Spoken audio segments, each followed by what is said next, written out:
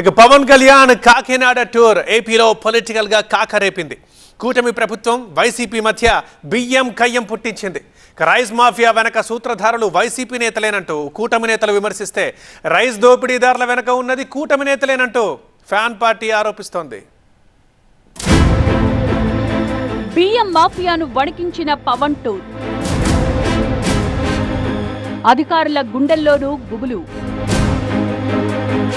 Rice పై మొదలైన రాజకీయ రచ్చ,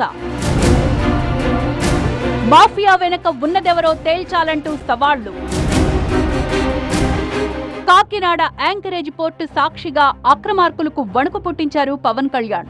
అక్రమ రేషన్ బియ్యం తరలింపుపై ఆగ్రహం వ్యక్తం చేశారు. రైస్ మాఫియా అంతు తేలుస్తామన్నారు. సిఐడి లేదా సిబిఐతో ఎంక్వైరీ వేయిస్తామన్నారు. మరోవైపు అధికారులకు కూడా వార్నింగ్ ఇచ్చారు డిప్యూటీ సీఎం. ఇక పవన్ టూర్ ముగియగానే అధికారులపై వేటు పడింది. విధుల్లో అలసత్వం వహించిన ప్యాకేజ్ డ్రింకింగ్ వాటర్ బిజినెస్ చేస్తూ 25 లక్షలు సంపాదిస్తున్నారు వీరి నుండి నేర్చుకోవాలా? అయితే ఫ్రీడమ్ యాప్ ని డౌన్లోడ్ చేసుకోండి.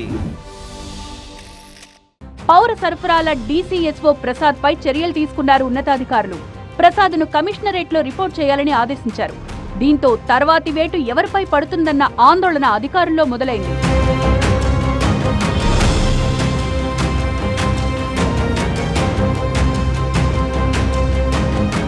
రేషన్ బియ్యం భారీగా పట్టుబడ్డంపై పవన్ కళ్యాణ్ చేసిన కామెంట్స్ రైస్ మాఫియాకు చెమటలు పట్టించాయి. సిఐడి లేదా సిబిఐ విచారణ జరిగితే దొరికిపోతామన్న భయం మొదలైంది. ఇది కూర్చో will bring them to justice. అది సిఐడికి మించి ఉండాలా, లేదంటే will I appeal to CBI?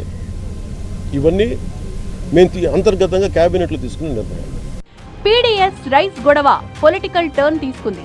అక్రమ రైస్ మాఫియా వెనుక వైసీపీ నేతల హస్తం ఉందని కూటమి నేతలు ఆరోపించారు. కాకినాడ పోర్టుకు చెడ్డ పేరు రావడానికి మాజీ ఎమ్మెల్యే ద్వారంపూడి కారణమంటూ ఎమ్మెల్యే కన్నబాబు ఆరోపణలు చేశారు.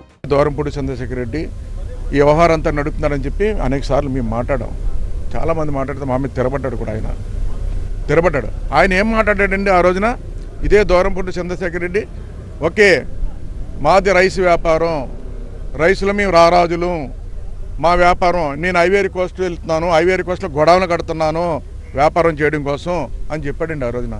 కూటమి నేతల ఆరోపణలపై మాజీ మంత్రి అంబటి రాంబాబు స్పందించారు. బియ్యం అక్రమ రవాణా వెనుక కూటమి నేతల హస్తం ఉందని ఆరోపించారు. బియ్యం అక్రమ రవాణాను అడ్డుకోవాలన్న చిత్తశుద్ధి రాష్ట్ర ప్రభుత్వానికి లేదని విమర్శించారు.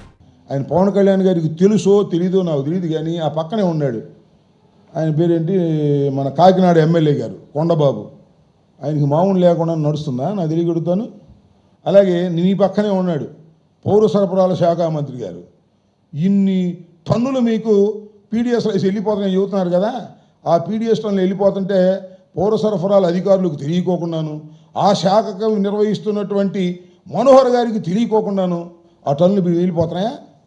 కొట్టేస్తారు, క్యాష్ పర్సన్ అయితే కొట్టేస్తున్నారు.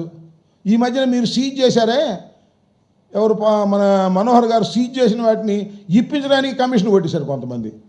కానీ ఒకటి మాత్రం వాస్తవం, పవన్ కళ్యాణ్ గారు ఎప్పుడైతే కాకినాడ వెళ్ళి నిన్న ఆర్భాటం చేశాడో కమిషన్ రేటు పెరిగిపోయిందంట. అయితే లాభం లేదండి, పవన్ కళ్యాణ్ గారు ఒప్పుకోవట్లేదు, పోయినసారి కానీ ఎక్కువ కమిషన్ ఇస్తే కానీ ఇప్పుడు పీడిఎస్ బియ్యం మేము ఎలా చేయం అనేటువంటి పరిస్థితిలోకి ఎమ్మెల్యేలు తయారైపోయారు. ఏపీలో రేషన్ బియ్యం మాఫియా అంతు తేలుస్తామన్నారు ముఖ్యమంత్రి చంద్రబాబు.